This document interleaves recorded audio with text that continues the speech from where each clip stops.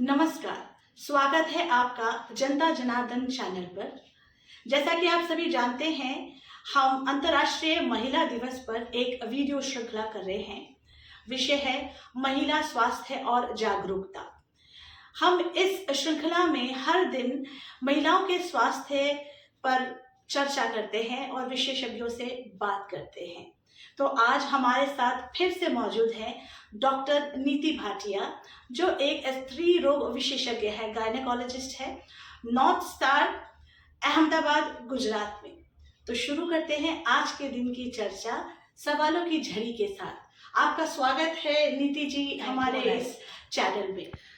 नीति जी, गर्भावस्था के दौरान कौन कौन सी बातें ध्यान रखनी चाहिए और साथ ही प्रसव पूर्व देखभाल की महत्ता पर भी कुछ प्रकाश डालिए। तो गर्भावस्था के दौरान सबसे महत्वपूर्ण बात तो ये है कि जैसे ही आपको पता चले कि आपने गर्भ धारण किया है, आप प्रेग्नेंट हुए हैं, तो आपको अपने डॉक्टर से, विशेषज्ञ से मिलना चाहिए जी। वो आपको सही रूप से गाइड करेंगे, आपका चेकअप करेंगे और गाइड करेंगे कि आपको कितने दिनों में आना है, दोबारा कितनी विजिट आपकी होनी है पूरे 9 महीने के दौरान, आपको क्या खाना है, आपको कैसे एक्सरसाइज करनी है, आपको कौन कौन सी दवाएं का सप्लीमेंट लेना है, कौन कौन से ब्लड टेस्ट आपके ज़रूरी हैं और कब ज़रूरत है, और अल्ट्रासाउंड कब ज़रूरत है, वो आपको सही रूप से गाइड करें। इसके अलावा एक बैलेंस डाइट खाना बहुत ज़रूरी है। अच्छी नींद लेना, कम से कम 8 घंटे की नींद लेना। प्रेगनेंसी के दौरान जैसे जैसे प्रेगनेंसी प्रोग्रेस करती है, थोड़ा लेफ्ट करवट ज़्यादा सोना।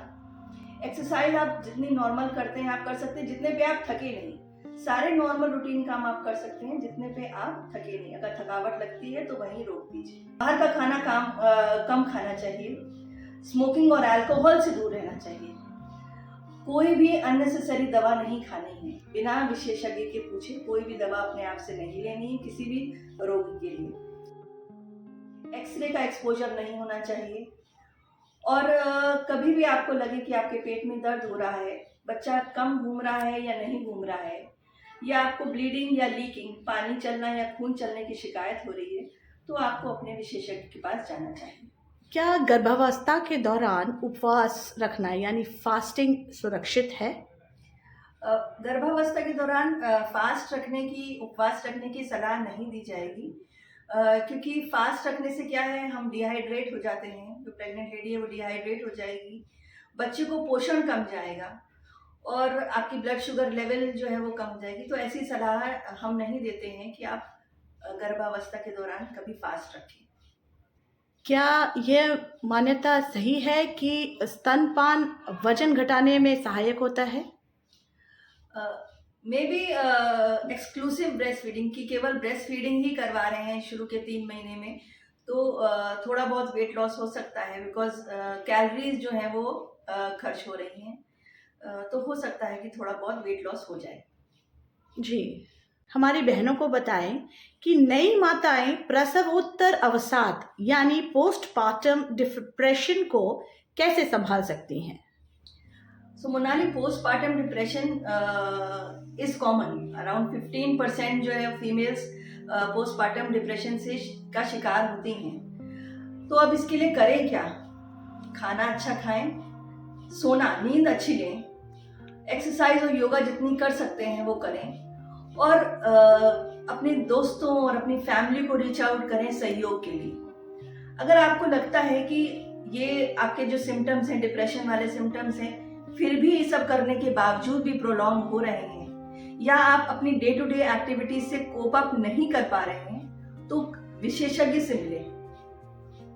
हमारी नई माताओं के लिए बताइए कि गर्भावस्था के दौरान और बाद में मानसिक स्वास्थ्य कितना महत्वपूर्ण है?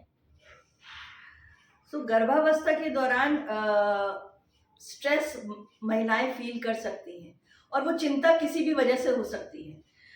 उनको अपनी प्रेगनेंसी 9 महीने कैसे निकलेंगे, या उनका लेबर पेन्स कैसे होंगे, उनकी डिलीवरी कैसे होगी, बच्चे का स्वास्थ्य कैसा होगा, ये सब चीज़ें जो हैं उसको स्ट्रेस दे सकती हैं। तो हमें पूरे ही 9 महीने और डिलीवरी के बाद मानसिक संतुलन का ध्यान रखना होगा। The woman needs mental support through out her pregnancy, during delivery and after delivery. Postpartum depression 15% महिलाओं से ग्रसित होती हैं। तो अब करें क्या? खाना अच्छा खाएं, सोएं अच्छे, एक्सरसाइज और योगा जितना आप कर सकते हैं उतना करें और अपनी फ्रेंड्स और फैमिली को रीच आउट करें फॉर हेल्प एंड सपोर्ट। मातृत्व एक खूबसूरत सफ़र है, लेकिन इसके साथ कुछ चुनौतियां भी आती हैं। गर्भावस्था और प्रसव के बाद अपने शरीर और मानसिक स्वास्थ्य का ध्यान रखना उतना ही ज़रूरी है जितना अपने शिशु की देखभाल करना।